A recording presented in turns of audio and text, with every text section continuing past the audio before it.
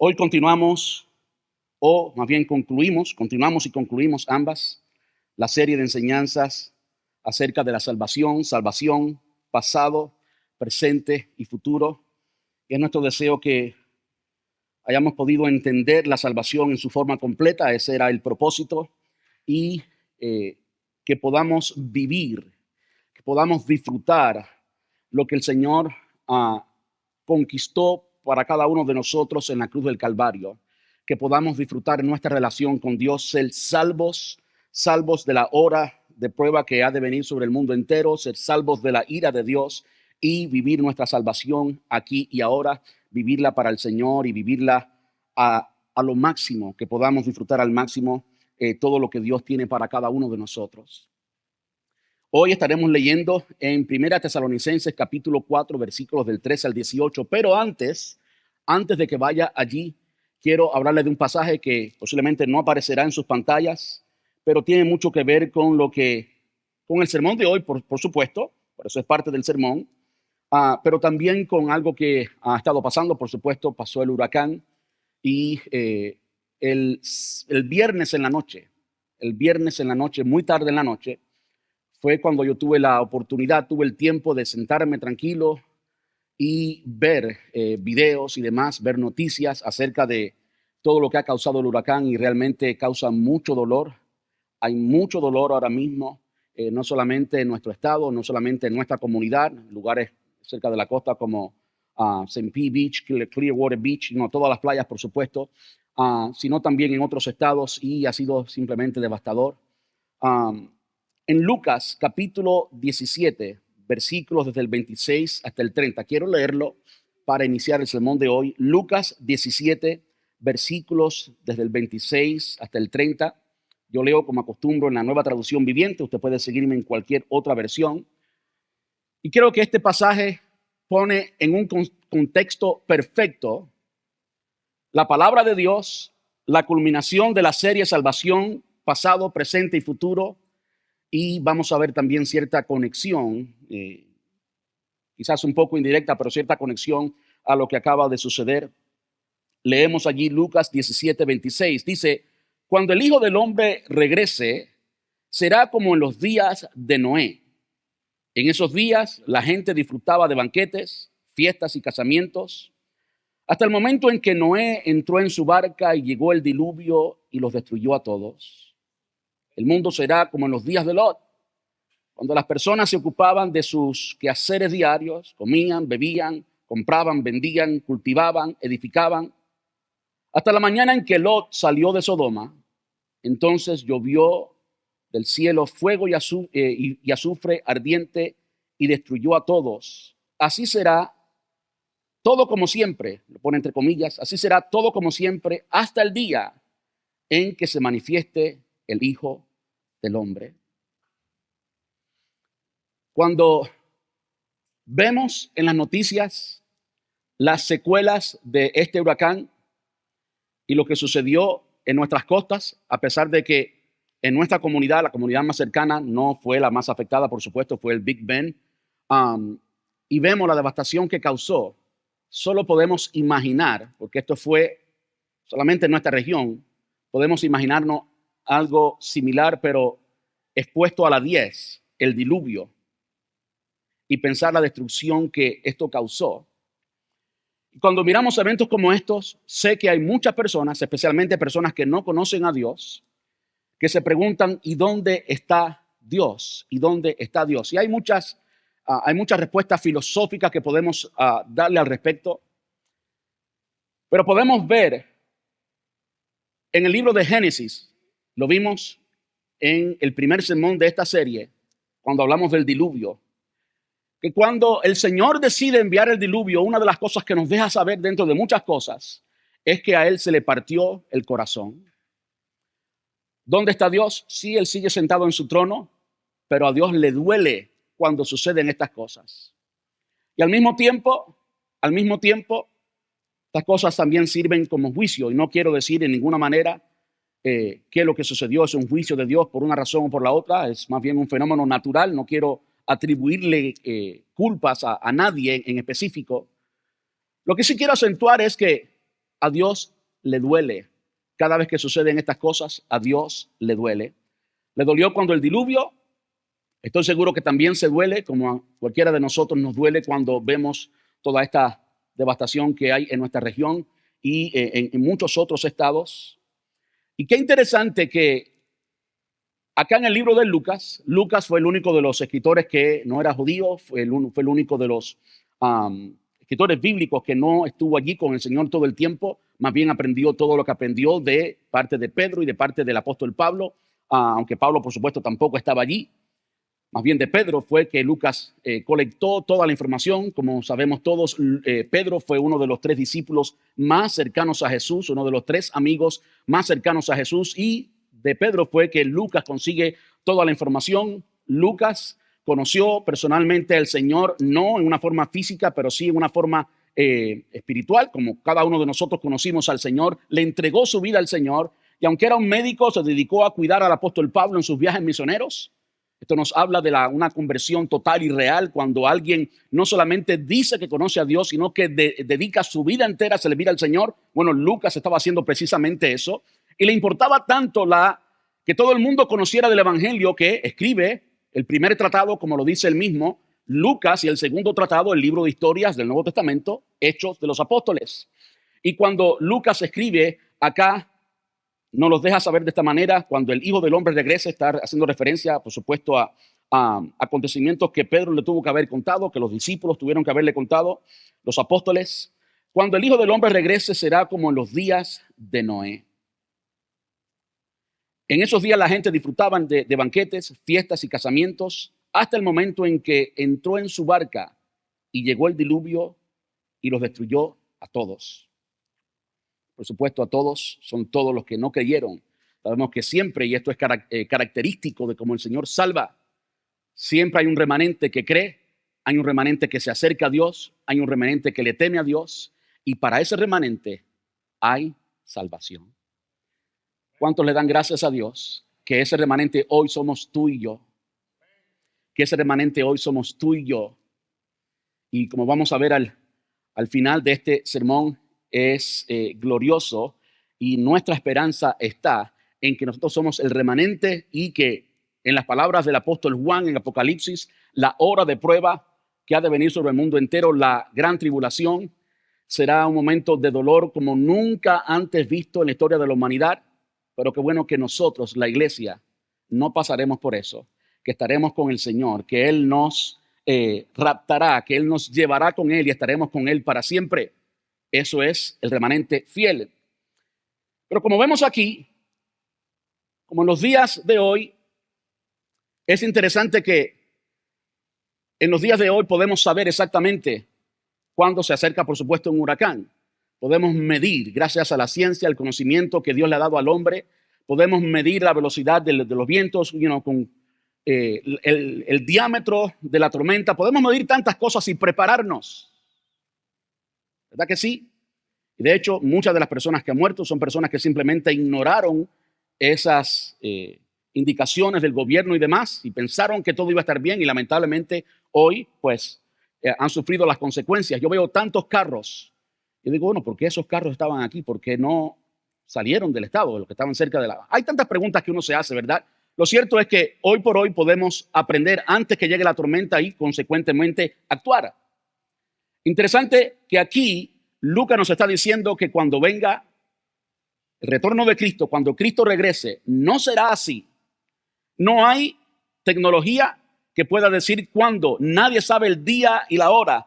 Y esto se pone de manifiesto aún en esto. No hay instrumentos que puedan medir exactamente cuándo el Señor venga y cuáles van a ser las consecuencias de su venida. Nadie puede medirlo, de modo que será literalmente como Lucas lo está diciendo aquí. Las personas estarán haciendo todo lo que hacen en su vida diaria, disfrutarán de banquetes, fiestas y casamientos hasta el momento en que Noé entró en su barca y llegó el diluvio y los destruyó a todos. Él pone otro ejemplo: el mundo será como en los días de Lot, cuando las personas se ocupaban de sus quehaceres diarios. Reitera lo mismo: comían, bebían, compraban, vendían, cultivaban, edificaban, hasta la mañana que Lot salió de Sodoma. Interesante que por la misericordia de Dios y por el clamor por el clamor de su primo, Lot fue libre. Eso tiene que significar mucho para nosotros. Tiene que significar mucho para nosotros. Perdón. Y pone en contexto la importancia de nuestro trabajo en la obra del Señor y nuestro trabajo en la salvación de todos los que están a nuestro alrededor. Cuando amamos a las personas que están a nuestro alrededor y esas personas van de camino a la perdición, hay algo extraordinario que tú y yo podemos hacer. Tú y yo somos colaboradores del Señor en salvar y en causar un impacto eterno, algo que trasciende todo lo que el mundo físico puede ofrecernos. Si hay una realidad que muchas personas están entendiendo hoy, una realidad que nosotros podemos entender porque la palabra de Dios nos la enseña, no tenemos que perderlo todo para darnos de cuenta, es que todo en este mundo pasa.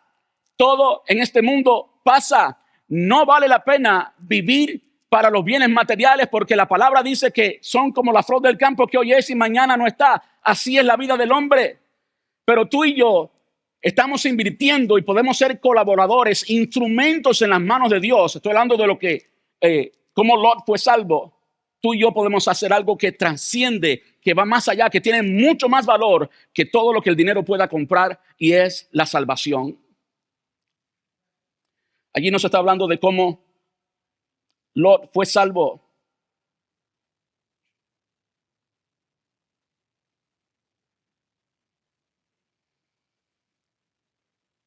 Tanto como en el diluvio, como en la salvación de Lot, hasta el día de. Y así será en el regreso del Señor. No habrán videos, no habrá mensajes de texto, no habrá absolutamente nadie que pueda decirle, mira, arrepiéntete ahora porque en unos minutos llega el Señor. Tenemos que estar listos en todo momento. Tenemos que estar listos en todo momento. Me encanta cómo la Nueva Traducción Viviente lo traduce en el versículo 30. Dice, sí, será todo como siempre, hasta el día en que se manifieste el Hijo de Dios. El título del sermón de hoy es el retorno de Cristo, la consumación de la salvación, o el regreso de Cristo, la consumación de la salvación. Cuando miramos el panorama bíblico completo, desde Génesis hasta Apocalipsis, pasado, presente y futuro, podemos entender cómo Dios salva. Y una de las cosas que podemos entender del pasado es que todo lo que Dios creó era bueno en gran manera. Ayer los hombres que estábamos sirviendo a las hermanas estábamos chistando en el lobby. Les voy a decir un chiste. Las hermanas van a tener que perdonarme. Es solo un chiste, por favor. Es para reírnos, no es para que causen ninguna emoción contraria. Estaba diciendo que todo lo que Dios hizo fue bueno en gran manera. Nosotros ni siquiera podemos imaginarnos la belleza y el bienestar que Dios creó para el hombre. Y en eso estaba manifiesto el plan eterno de Dios. Dios nos hizo como nos hizo. Y si usted va a Génesis capítulo 2 y versículo 7, la imagen que se da es que estaba el hombre allí completo delante de él. Dios le dio vida a todo lo otro simplemente por el poder de su palabra. Sin embargo, al hombre Dios lo hizo. No fue solamente, hágase el hombre y el hombre se formó. No. Dios lo hizo. Y después que estaba allí inerte, había que darle vida. Y Génesis capítulo 2 y versículo 7 dice que Dios sopló en el hombre, y la imagen que naturalmente produce en nuestra mente es que alguien tiene que agacharse después de ensuciarse las manos y tiene que soplar en la nariz, ¿verdad? Esa es la imagen que producimos en nuestra mente. Y entonces fue el hombre un ser viviente. Podemos hablar de la edad, del tiempo que vivían los antepasados, especialmente aquellos que vivieron los primeros años. Vivían muchos años. Sé que hay muchas personas que no lo creen así, pero eso habla de la hermosa realidad de todo. Sí, y ustedes se están diciendo, ¿y el chiste dónde está? Sé que cuando Dios terminó la creación, dice que todo lo que había hecho era bueno en gran manera. Es un chiste feo. ¿Para qué yo me meto en estos problemas? ¿Por qué Dios dijo eso? Porque no había hecho la mujer todavía. Ya yo sé que el corazón de todas las mujeres se cerró. No, no, no es cierto.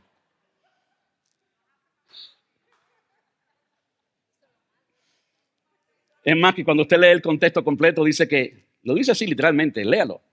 El Señor miró las aves y ve que todas tenían su pareja, los animales todos tenían su pareja. Y nada de eso, y la imagen o la idea que se da cuando uno lee el contexto es que todo esto era para beneficio del hombre, pero nada de eso llenaba el corazón del hombre. Entonces Dios hizo de la costilla del hombre a una mujer porque solo la mujer llena el corazón del hombre. ¿Ve? Gracias, Señor. Me ayudaste a arreglarlo un poquito.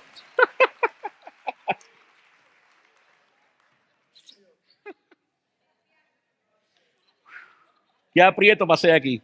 He bajado 2 libras. Tengo que hacer más chistes como eso para bajar un poquito. Regresamos. El plan de Dios siempre ha sido bueno. Siempre ha sido bueno. Dios es un Dios bueno. Cuando el hombre cayó, vemos que Dios rescata. Dios siempre rescata. Es algo que hemos visto siempre a lo largo de la historia de la redención humana. Lo vimos con Adán y Eva. Lo vimos después con Lot acá. Y vimos, por supuesto, la intercesión de Abraham, como la intercesión de nosotros juega un papel fundamental en salvar a otros. Y es por eso que Dios nos ha salvado y nos dio la gran comisión. La gran comisión es ir a ser discípulos, quiere decir compartir con otros, llevar el evangelio a otros, llevar la salvación a otros. Cuando miramos el mundo en que estamos, no vemos el cumplimiento del plan de Dios en su totalidad. No hay tanto dolor en todo el mundo, no hay tanto sufrimiento, no hay tantas personas sufriendo ahora mismo. La catástrofe que acaba de ocurrir, pero hay muchos otros que están sufriendo de enfermedades, hay muchos otros que están sufriendo de hambre, y no nos estamos refiriendo a tantos a nuestro alrededor, sino en otros países. Hay tantas personas sufriendo, pero ese no es el plan de Dios, lo cual es indicativo que la salvación de Dios en nosotros no se ha cumplido hasta el final. ¿Ok? Eso no quiere decir que no somos salvos, ya somos salvos. Él desde antes de la fundación del mundo, como bien dice Efesios, nos escogió, a su tiempo nos llamó, como dice Romanos. A los que antes conoció, a estos también llamó, y a los que llamó, a estos también justificó, y a los que justificó, a estos también glorificó. Habla del proceso completo, eterno de la salvación. Somos salvos. ¿Ok? Pero la redención de nuestro cuerpo, como dice el apóstol Pedro, todavía no ha ocurrido. Ahora, lo hermoso es que tenemos la certeza, que tenemos la absoluta confianza que así como hemos sido redimidos, como nuestra alma ha sido redimida y como el plan eterno de Dios a lo largo de la historia se ha cumplido al pie de la letra, podemos ver, por ejemplo, en el libro de Isaías capítulo 53, a lo que yo llamo el primer evangelio, hay un panorama eterno de la vida de Jesús. 700 años antes de que Jesús naciera, hay más de 300 profecías que apuntan específicamente y directamente a todo lo que ocurrió. ¿Por qué podemos confiar que un día el Señor va a hacer o va a restaurar el plan eterno de Él? ¿Por qué podemos creer eso? Porque Él ha sido fiel en cumplir la salvación en todas las etapas, en toda la historia de la redención humana. Cuando miramos esto de la profecía, las profecías del Señor Jesús, 700 años antes, podemos vivir con la certeza, Él tiene el poder, Él sabe lo que está haciendo. Él sabe lo que está haciendo. Y en el momento preciso, como dice Lucas, cuando llegó la hora perfecta, entonces vino el Señor Jesús y cumplió exactamente todo. Quiero llevarles a 1 Tesalonicenses capítulo 4 y versículo 13.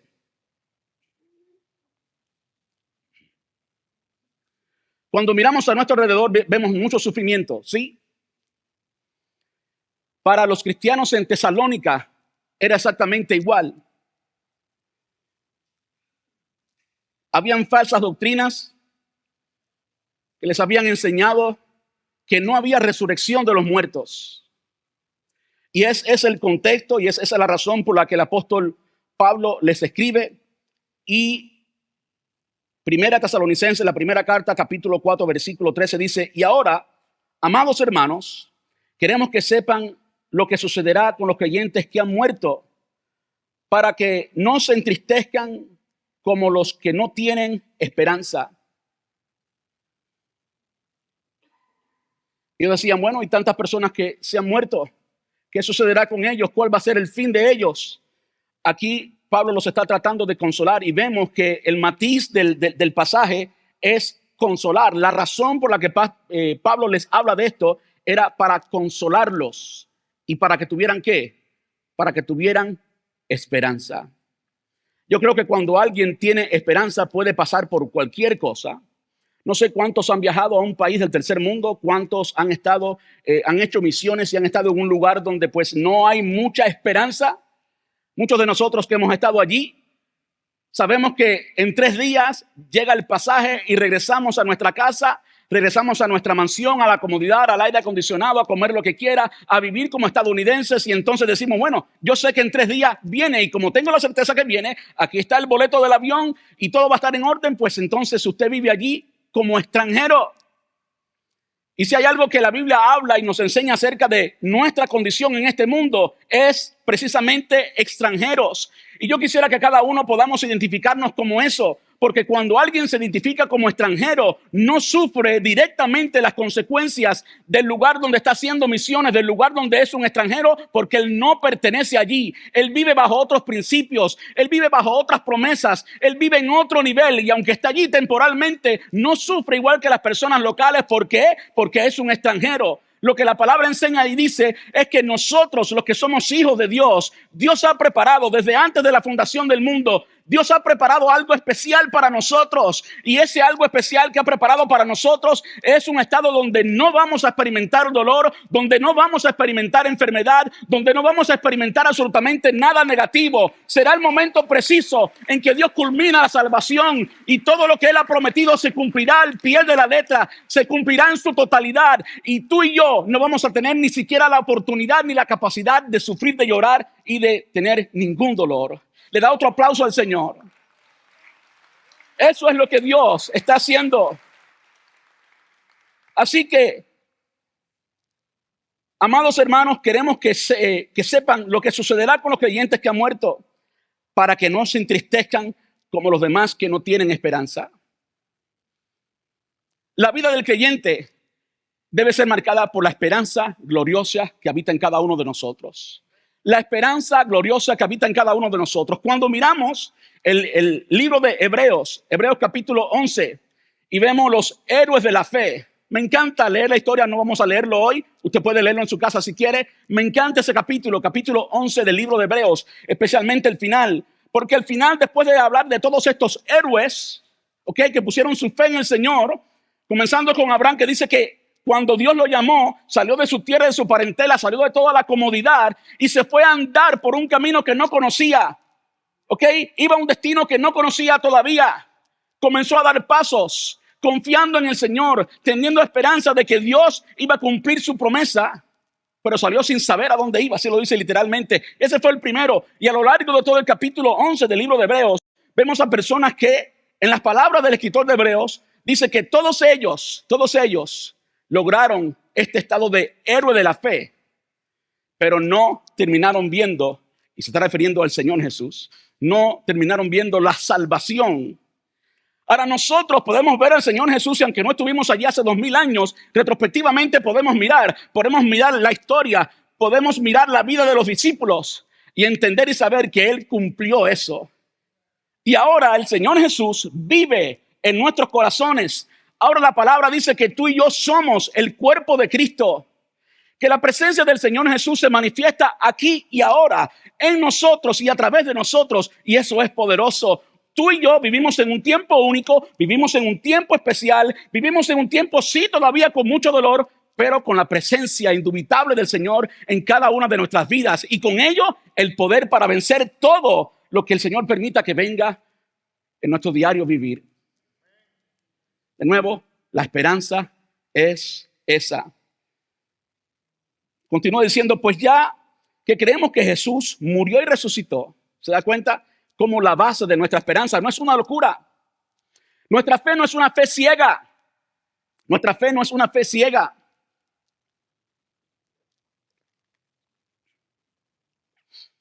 No se trata de una metodología o de un sueño o de algo que no podamos comprobar con la historia. Nótese que aquí la base para esta esperanza gloriosa dice, pues, ya que creemos que Jesús murió y resucitó, ¿qué es lo que estamos viendo allí? Estamos viendo el cumplimiento del plan de Dios. Jesús, indubitable. Nadie puede negar, nadie en su sentido común puede negar que Jesús existió. Nadie puede menospreciar o disminuir el impacto aún histórico de Jesús. Antes de Jesús y después de Jesús. Cambió la historia para siempre. Tú y yo no nos podemos referir ni siquiera a nuestro cumpleaños sin reconocer el acto histórico de Jesús, porque usted nació en el año tal, no, ese es el año tal después de Jesús, después de Cristo, ¿verdad que sí? No podemos referirnos al día de hoy ni siquiera a reconocer históricamente que Él vivió. Ahora, tú y yo conocemos que no solamente vivió, sino conocemos la razón por la que vivió. Y lo sabemos en el plan eterno de Dios. El Cordero de Dios que quita el pecado del mundo, como decía Isaías y como más tarde reconoció el apóstol Juan. Esa es la base de nuestra fe, que Él cumple todo lo que promete, que Él prometió y que Él cumplió. Y en Él reconcilia todas las cosas. Mira, todos los dolores y todas las preguntas teológicas y morales que tenemos nosotros, todas ellas tienen respuesta en Él. La palabra enseña que el día que estemos en su presencia, vamos a conocer como fuimos conocidos. ¿Saben que ahora no conocemos todas las cosas? Hay muchas personas que siguen a estos súper pastores o súper apóstoles y súper qué sé yo, porque como que le dan una explicación profunda y supuestamente teológica a todo. Pero el mismo apóstol Pablo dice que ahora conocemos por espejo, oscuramente. El mismo apóstol Pablo, escribiendo a la iglesia de Corinto, habla de un hombre, de una experiencia que él tuvo. Y él mismo dice, el apóstol Pablo, después de ser inspirado por Dios y de tener la experiencia que tuvo con el Señor Jesús, él dice, digo yo, no sé el Señor. Quiere decir que ni él mismo podía darle una explicación teológica y concreta a su misma experiencia y lo que estaba compartiendo. De modo que no tenemos necesidad de saberlo todo, pero sí tenemos la absoluta confianza de lo que le dice a los cristianos en Corinto. Primero a los Corintios capítulo 13. Ahora vemos por espejo oscuramente, pero entonces conoceremos como fuimos conocidos. Es por eso que hay otro pasaje que dice que en aquel día no le preguntaréis nada. Todas las preguntas que tenemos instantáneamente, cuando ocurra la redención de nuestro cuerpo, cuando este cuerpo mortal se haya transformado en uno inmortal y podamos experimentar en nosotros mismos el poder de la resurrección de nuestro cuerpo, entonces vamos a conocerle como fuimos conocidos. Y miren, todas las preguntas que de Adán y Eva, que si Eva tenía ombligo y que, todo eso, olvídese de todo eso. No habrá pregunta teológica, no habrá pregunta moral. ¿Dónde estabas tú cuando me sucedió esto? ¿Dónde estabas tú cuando pasó aquello? Miren, no va a suceder nada de eso. Vamos a entenderlo todo como fuimos conocidos. No quiero irme del hilo que sigue a esta carta a los tesalonicenses. Quiero seguirlo. Pero sin duda, la base para la promesa, la base para la esperanza que tenemos, no es una base cualquiera. No, es una base de un evento histórico indubitable que cambió la humanidad, no solamente históricamente, sino que hoy continúa cambiando el mundo. Para los tiempos de Cristo, todos conocemos que el imperio que gobernaba era el imperio romano y han pasado diferentes imperios a lo largo de la historia. Podemos pensar un poquito en hasta cuánto durará el imperio americano. El beneficio de lo que vivimos hoy por hoy, hasta cuánto durará eso. Pero si pensamos en el imperio romano, por ejemplo, nadie pensó que iba a terminar. Para el año 70 después de Cristo, Roma destruye el templo en Jerusalén. Puede pensar en la justicia de Dios y dónde está Dios en todo esto. Pero por supuesto, ese hecho no fue un hecho que sorprendió a Dios. Más bien 70 años antes, mientras Jesús bajaba del Monte de los Olivos, a mitad de camino, miró a la ciudad entera y lloró, gimió por la ciudad. Eso nos habla una vez más del corazón de Dios, a pesar de todo lo que necesariamente va a suceder. Lloró por la ciudad porque ellos no supieron interpretar el tiempo del Señor, y entonces predijo la destrucción del templo en el año 70, 40 años después de cuando Jesús lo predijo. Cuando se destruyó el templo, aunque era el segundo templo, no el primero, había mucha riqueza y mucho oro en el templo. Tanto así que fue precisamente fondos, en su mayoría, del templo de Jerusalén lo que contribuyó a la construcción del Coliseo romano, del famoso Coliseo romano que todos conocemos. Y en ese mismo Coliseo romano morían muchos creyentes. En ocasiones las calles de Roma se alumbraban con los creyentes que estaban ardiendo. Es inconcebible. ¿Dónde puede estar Dios en todo eso? Yo quiero decirles, el Imperio Romano pasó, pero la iglesia del Señor Jesús sigue aquí, sigue viva. Y hay millones que adoramos y glorificamos al Señor. Hay millones que glorificamos y adoramos al Señor. ¿Puedo hablar del pueblo de Israel? Israel es el reloj profético del Señor. ¿Cuántos imperios, incluyendo el romano, por supuesto, no han destruido Jerusalén? Y muchos después, como el otomano y muchos otros después, han destruido y construido Jerusalén. Sin embargo, usted va a Israel y todavía se habla hebreo. El lenguaje está allí. Y Dios está allí. No estoy seguro. Yo sé que todavía ellos no le han recibido al Señor Jesús como lo que es, pero tienen su esperanza en el retorno del Mesías. Y de eso es de lo que estamos hablando hoy, ¿sí o no? Es interesante y para mí es indubitable y no encuentro otra razón, no encuentro otra forma de entenderlo. La semana pasada, Israel liquidó a Hassan Nasrallah, el dirigente superior de Hezbollah. Si ustedes no sabían, Hezbollah es el oponente más grande que tiene Israel en sus alrededores. Y Hezbollah tenía la capacidad militar para borrar, literalmente borrar a Israel del mapa de la tierra. Tenía el respaldo de Irán, que hay mucho dinero en Irán, aunque el pueblo no lo ve, hay mucho dinero, todo se usa para lo militar, y Hezbollah era el equipo más grande de ellos. Y no solamente Irán, sino también Rusia. Usted puede mirar el tamaño del imperio ruso. ¿Cómo usted puede explicar que 15 minutos antes que ellos lanzaran uno de de esas estrategias de guerra y liquidaran gran parte de Israel, 15 minutos antes Israel destruyera todos los lanzacohetes de ellos? Y 2 semanas después, lo mismo. Y poco tiempo después, días después, eliminar a tantos allí. Y ahora el director.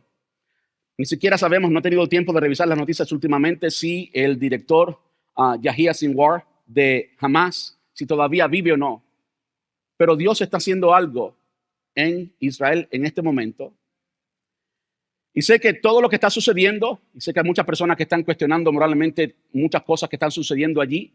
Sí, Dios también se duele de todas esas cosas. Lo que quiero decir es esto. El mensaje es esto. Dios es poderoso, es fiel a todas sus promesas. Y la redención nuestra, la segunda venida del Señor Jesús, como podemos verla en la Gran Comisión. Hablamos mucho de la Gran Comisión en nuestra iglesia, porque nuestra misión es hacer discípulos que hacen discípulos, tal como Jesús le dijo a los discípulos en el Monte de los Olivos. Hay un detalle interesante allí en el Monte de los Olivos, que cuando Jesús le dice esto a los discípulos, ya estando en el aire para ascender, le dice a los discípulos, en esta misma manera que ustedes ven a Jesús ascender, así lo verán regresar en este mismo lugar. ¿Ve?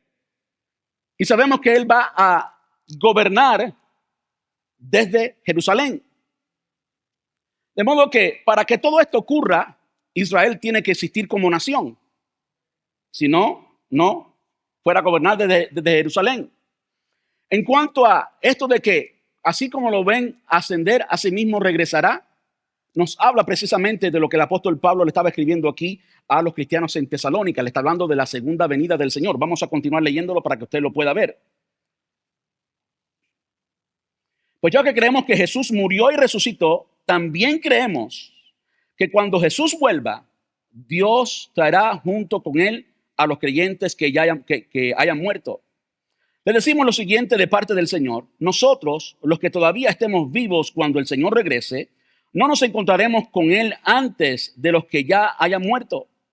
Pues el Señor mismo descenderá del cielo con un grito de mando, con voz de arcángel y con el llamado de trompeta de Dios. Primero, los creyentes que hayan muerto se levantarán de sus tumbas. Luego, junto con ellos, nosotros, los que aún sigamos vivos sobre la tierra, seremos arrebatados en las nubes para encontrarnos con el Señor en el aire.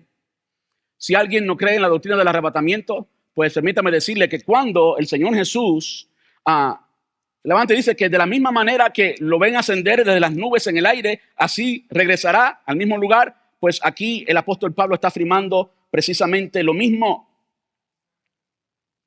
Luego, junto con ellos, nosotros, los que aún sigamos vivos sobre la tierra, seremos arrebatados en las nubes para encontrarnos con el Señor. ¿Dónde? En el aire.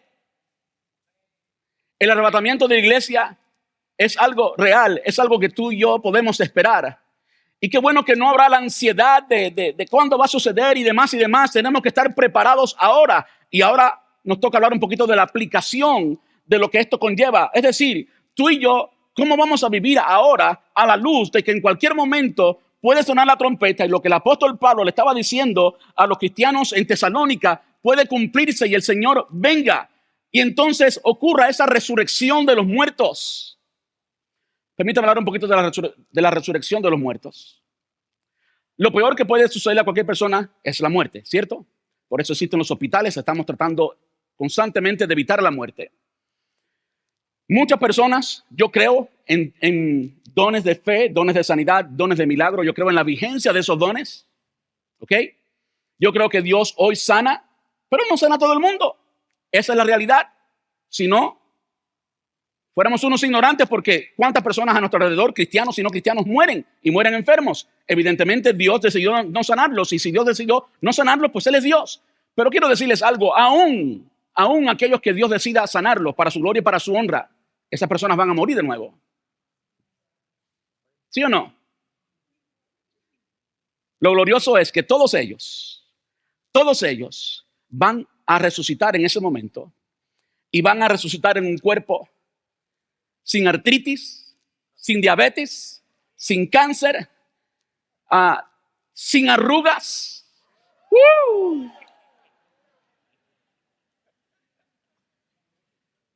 Así de grande es el poder del Señor. Y nosotros, que estamos medios calvos y panzones, vamos a ser transformados en un cuerpo. Mira, de repente voy a aparecer de gimnasio y todo. Voy a caminar así. Le dan un aplauso al Señor.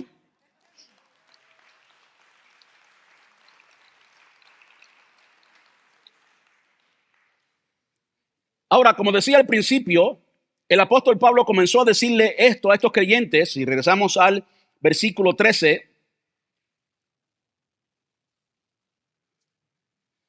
Dice: queremos que sepan lo que sucederá con los creyentes que han muerto, eso indica propósito, para que ¿qué?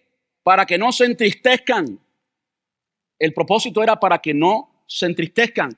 Y después de decir esto, que tiene gran profundidad escatológica y espiritual, termina diciendo en el versículo 18, así que, esta es la conclusión, todo esto que hemos hablado, así que anímense unos a otros con estas palabras: Él es fiel, Él regresará por nosotros, el Rey ya viene, este mundo no es nuestra casa.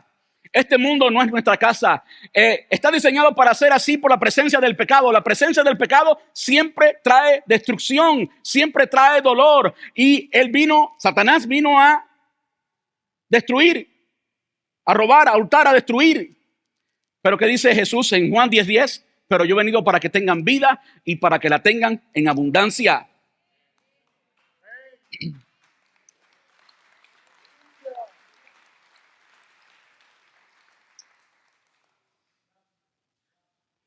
¿Cómo debemos vivir a la luz de esto? Esto es lo importante. Por supuesto, debemos vivir llenos de ánimo y llenos de esperanza. Eso es lo que literalmente dice allí. Llenos de ánimo y llenos de esperanza. Llenos de ánimo y de esperanza. En estos días, mientras estaba acá trabajando, llego y me encuentro con la directora del centro del daycare y yo casi nunca la veo. Y pues la vi ese día y pues compartimos unas palabras y hablamos y vi un poquito de angustia en sus ojos. Hay tanto sucediendo en todo el mundo. Hay tanto dolor allá afuera. Hay tanto sucediendo. Y una de las cosas que yo le decía es que nosotros los creyentes tenemos que vivir diferente al mundo. Tenemos que vivir llenos de esperanza y llenos de ánimo. Tú y yo somos los que cambiamos la atmósfera alrededor nuestro. Tú y yo no caigamos en la rutina de repetir todo el dolor y todo lo que sucede a nuestro alrededor y caer en esa depresión. No, tú y yo tenemos buenas noticias para el mundo. Tú y yo estamos llenos de amor, llenos de gozo, llenos de paz. Y eso es una condición interna que nada externo puede cambiar. Por la presencia del Espíritu Santo en nuestras vidas. Es un poder sobrenatural el que causa paz, el que causa gozo, el que causa amor en todos nosotros. Tú y yo lo vivimos y tenemos que compartirlo con el mundo.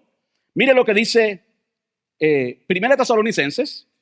Evidentemente, ya que estamos hablando de la primera carta, el capítulo 5 es el mismo contexto, ya al final. Primera Tesalonicenses capítulo 5, versículos del 6 al 9. Dice, así que manténgase en guardia, no dormidos como los demás.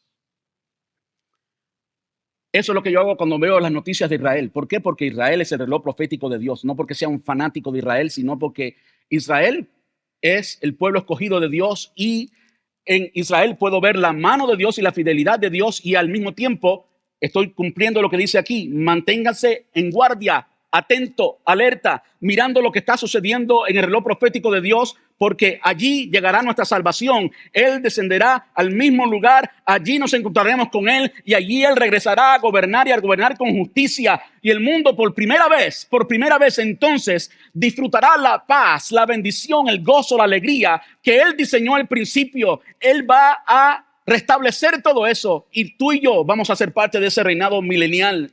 Eso ocurrirá allí en Israel. Así que manténganse en guardia, no dormidos como los demás. Estén alerta y lúcidos. Es en la noche cuando la gente duerme y los bebedores se emborrachan. Pero los que vivimos, tú y yo, los que vivimos en la luz, estemos lúcidos, protegidos por la armadura de la fe y el amor. Y usemos por casco la confianza de nuestra salvación. Pues Dios escogió salvarnos por medio de nuestro Señor Jesucristo y no derramar su enojo sobre nosotros. En el contexto, Primera Tesalonicenses, vemos una vez más cómo es que ocurrirá esto del rapto de la iglesia. Y menciono de nuevo el rapto de la iglesia porque muchas personas dicen que no, que no va a ocurrir y demás y demás. Bueno, conocemos lo que se conoce como la gran tribulación. Dolor, el juicio de Dios descenderá como nunca antes esta tierra lo ha visto. El dolor va a ser más allá de lo que jamás podamos entender y pensar. ¿Y qué es lo que dice aquí? Pues Dios escogió salvarnos por medio de nuestro Señor Jesucristo y no derramar su enojo sobre nosotros. Se está hablando exactamente de lo mismo. Él no permitirá, como dice Apocalipsis capítulo 22, si no me equivoco, versículo 1. Él nos salvará de la hora de prueba que ha de venir sobre el mundo entero. Eso es salvación. Eso es salvación. Quiero terminar con 2 de Pedro capítulo 3 y versículos 3 y 4. Dice, sobre todo quiero recordarles que en los últimos días vendrán burladores que se reirán de la verdad y seguirán sus propios deseos. ¿Cuántos se han encontrado con eso? Cada vez que a mí me toca predicar de esto, predicar de Noé, de las personas que vivían 700 y 900 años. Yo sé que todas las personas que tienen un análisis lógico y todos aquellos que no tienen a Cristo van a decir, estos cristianos están locos. Ese gordito colorado no sabe lo que está diciendo. Es un tonto, es un estúpido. No tiene base científica para lo que está diciendo. Mira la tontería que está diciendo. Como dice el apóstol Pablo, que a lo sabio del mundo, Él lo hizo tonto para que la sabiduría de Dios sea exaltada. Dios es sabio y no hay cantidad de conocimiento humano que pueda detener la mano de Dios. Dios, todo lo que nos dice en su palabra, lo ha cumplido y Él lo continuará cumpliendo. Y cuando miramos a nuestro alrededor, vemos exactamente el cumplimiento de esto que Pedro dice.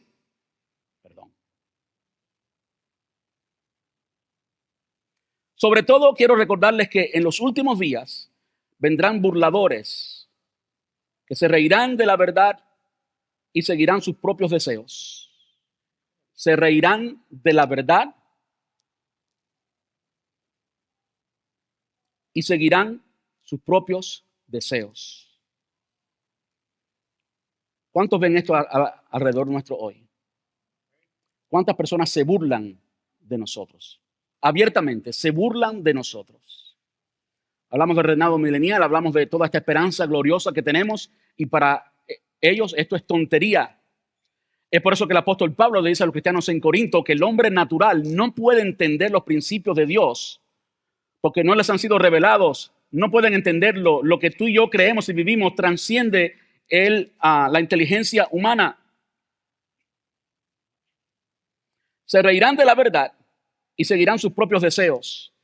Cada vez que ha habido un evento de salvación a lo largo de la historia, el diluvio, Lot, como vimos ahorita y demás, algo que ha caracterizado a los que se pierden y consecuentemente, o a los que se pierden y reciben el juicio de Dios, algo que ha caracterizado a esto ha sido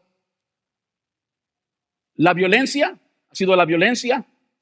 y la depravación moral, el libertinaje sexual, la exaltación de la sexualidad. Dígame si eso no es lo que está sucediendo a nuestro alrededor. Hoy en día usted le menciona a cualquier jovencito y cualquier adulto, ¿no? Siquiera jovencito, esto de abstenerse y demás, se van a reír en su cara. Es un concepto extraño por el libertinaje que hay. Dirán, ¿qué pasó con la promesa de que Jesús iba a volver? Este es Pedro, hablándole a los cristianos de la diáspora.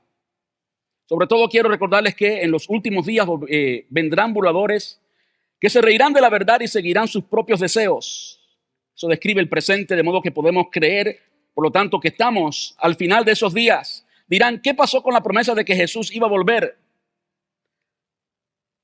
Por 2000 años la iglesia ha predicado esto, que la venida del Señor está cerca, que la venida del Señor está cerca. ¿Sí o no? Desde tiempos antes de nuestros antepasados, el mundo sigue igual que al principio de la creación. Es lo que ellos nos van a decir. Pero tú y yo tenemos la certeza de que Cristo está a las puertas, de que nuestra salvación ha de consumarse completamente. La razón por la que yo sigo a Israel de nuevo es el reloj profético de Dios. En el 1948 no existía Israel y comenzó a existir Israel. El reloj profético de Dios se activó. El reloj profético de Dios se activó. Y lo que está sucediendo hoy por hoy, es el cumplimiento de Ezequiel capítulo 37 y 38. Esta profecía que se usan en muchos días hoy por hoy fuera de contexto, sin entender lo que está sucediendo. Esta profecía de que los huesos toman carne y regresan y se forman un cuerpo. ¿Saben? Esa profecía de Ezequiel es una profecía para Israel. Y desde el 1948 se está cumpliendo y hay diferentes facetas de esa profecía en que los judíos en diferentes partes del mundo regresan a Israel. En la guerra actual, un año de guerra casi, en la guerra actual ha ocurrido exactamente eso. Muchos, en varios lugares del mundo, muchos judíos han regresado a Israel para defender a Israel. Llegará un momento en que habrá una guerra del norte. Hezbollah está en el norte. Llegará un momento en que habrá una guerra del norte en que Rusia, Turquía, se olvida otro más que está en esa coalición, se unirán en contra de Israel.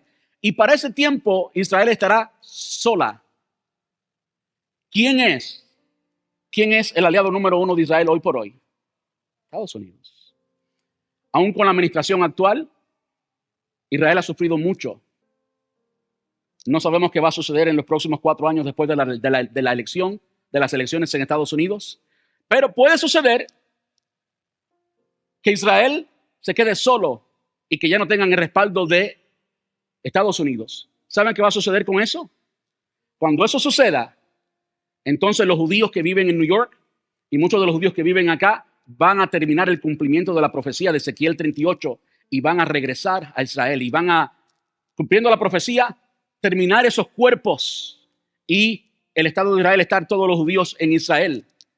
Eso no significa todo 100%, pero en forma general están todos allí y entonces el reloj profético de Dios continuará cumpliéndose. El Señor está a las puertas, es lo que quiero decir. Estamos viendo con nuestros propios ojos, aquí y ahora, lo que Jesús dijo, que será sombra. No sabemos el día ni la hora, nadie sabe el día ni la hora, no le crea a ninguno que diga el día ni la hora, pero Jesús dijo, cuando sucedan estas cosas, estén alerta porque está cerca. ¿Está cerca o no? ¿Está sucediendo o no? Está sucediendo. Y cuando miramos a Israel, vemos que todo se está alineando para que el Señor Jesús regrese. Para el mundo, eso puede significar un caos enorme, pero para ti y para mí, el remanente fiel que hemos creído en el Señor, significa que lo que Él ha prometido está a punto de cumplirse en su totalidad. La culminación de la salvación en su totalidad. Y entonces vamos a estar con Él para siempre. Y entonces todo lo que usted ha añorado como persona, usted va a tenerlo porque allí hay plenitud de todo bien, delicias a su diestra para siempre. Vamos a estar puestos en pie.